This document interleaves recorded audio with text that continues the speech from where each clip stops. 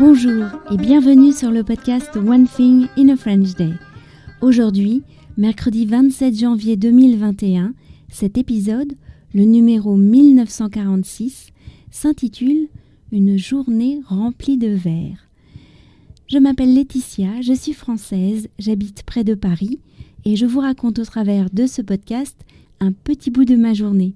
Abonnez-vous pour recevoir le texte du podcast par email ou plus, comme les tournures de phrases utiles, les notes, les conjugaisons au subjonctif ou encore les photos sur onethinginafrenchday.com. Une journée remplie de vers. Avant les vacances, j'ai eu besoin de ma carte vitale au moment de régler les séances d'orthophonie de Lisa. Le jour J, j'ai ouvert mon portefeuille pour la prendre, mais pas de carte vitale. Ah oui, je l'avais passé à Pietro lorsqu'il avait accompagné Félicia chez l'orthodontiste, me suis-je souvenu. Dis-moi, est-ce que tu n'aurais pas, par hasard, gardé ma carte vitale après le rendez-vous de Félicia ? Lui ai-je demandé au téléphone. Non, je te l'ai rendue. Je vais vérifier, mais je suis sûre de te l'avoir rendue. Non, je ne l'ai pas. Ah. Impossible de mettre la main sur ma carte vitale. C'est très étrange car je ne l'ai jamais perdue. J'ai essayé de ne pas m'inquiéter. Nous savions déjà qu'elle était dans la maison. J'en ai quand même profité pour faire un reproche à Pietro. Tu vois, tu me l'as rendue sans tenir compte de ce que j'étais en train de faire et je l'ai posée n'importe où au lieu de la ranger. J'espère que tu réalises que tout ça est de ta faute. On est d'accord. Il y a un peu de vérité dans cette affirmation et aussi une bonne dose de mauvaise foi.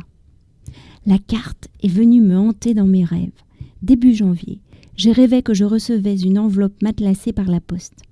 Elle contenait mon porte-chéquier et glissait à l'intérieur ma carte vitale.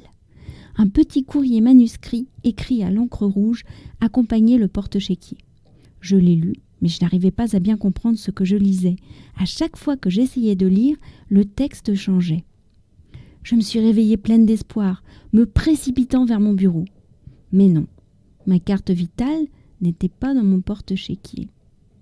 Ce matin, je suis allée faire des courses à la Biocoop. Il y avait de belles laitues bien vertes et de beaux bouquets de persil. J'ai souri intérieurement en pensant à David Hockney, qui semble beaucoup aimer le vert. De toute façon, je ne peux pas résister aux belles salades, surtout les laitues et encore moins aux bouquets de persil, même si j'ai déjà du persil ou des salades à la maison. Eh bien ce soir, sans doute attirée par tout ce vert, ou pour ne pas gâcher la fête, la carte vitale a réapparu. Et vous savez qui l'a trouvée ? Pietro, en cherchant quelque chose dans le tiroir de mon bureau. One Thing in a French Day, c'est fini pour aujourd'hui. Je vous retrouve vendredi pour un nouvel épisode du podcast. À très bientôt, au revoir.